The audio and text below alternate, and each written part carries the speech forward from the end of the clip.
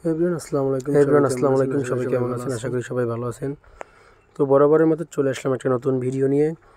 তো শুভ সকাল সিলেট চা বাগান। তো অবশেষে কিন্তু আমরা চা বাগানের মাঝখানে আছি। আমরা সিএনজি ভাড়া করে নিয়েছি। তো আগে আমরা যাব, তো নাস্তা করব, তারপরে আমরা মূলত মেইন ভিডিও শুরু করব। চা বাগানের অপরূপ সৌন্দর্য দেখার মতো। তো আমরা বেরিয়ে পড়ছি কিন্তু টি যে বাগানগুলি আছে এইগুলি এক্সপ্লোর করার জন্য। তো দেখতেই পারতেছেন এই রকম সৌন্দর্য দেখতে হলে কিন্তু আপনাকে শ্রীমঙ্গলে অবশ্যই বর্ষার পরে আসতে হবে। এত সুন্দর রাস্তা, দুই পাশে চা বাগান, তো দেখার মতো একটা পরিবেশ।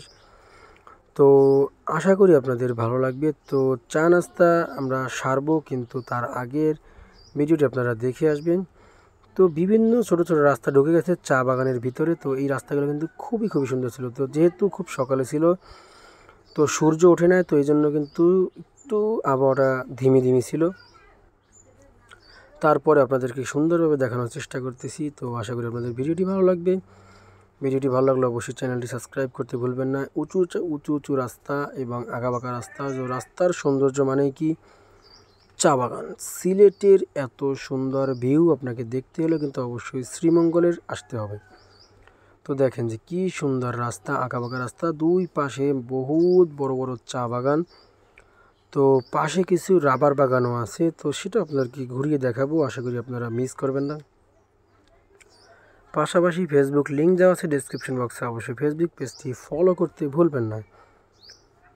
তো এইদিকে কিন্তু খুব সুন্দর টিলার মতো চা বাগান আছে, সমতল চা বাগানও আছে। তো মিলিয়ে কিন্তু খুব সুন্দর একটা পরিবেশ। তো এই জায়গাটা আমার কাছে বেশি ভালো লাগছে, কারণ এই জায়গার চা বাগানগুলো কিন্তু আসলেই অনেক সুন্দর। তো এর চেয়েও সুন্দর জায়গায় আপনাদেরকে নিয়ে যাব, তো সেটা আপনারা দেখতে পারবেন। তো এই দিকে কিন্তু আপনারা একটা জিনিস মিস করবেন না, সেটা হলো কিন্তু এই জায়গার চা নাস্তা খাওয়া। তো এই জায়গায় কিন্তু খুব সুন্দর চা নাস্তা পাওয়া যায়। তো চলেন আপনাদেরকে একটু দেখাই আর কি খাবো সেটা আপনাকে। তো আমরা কিন্তু গ্র্যান্ড সুলতানের সামনে আছি।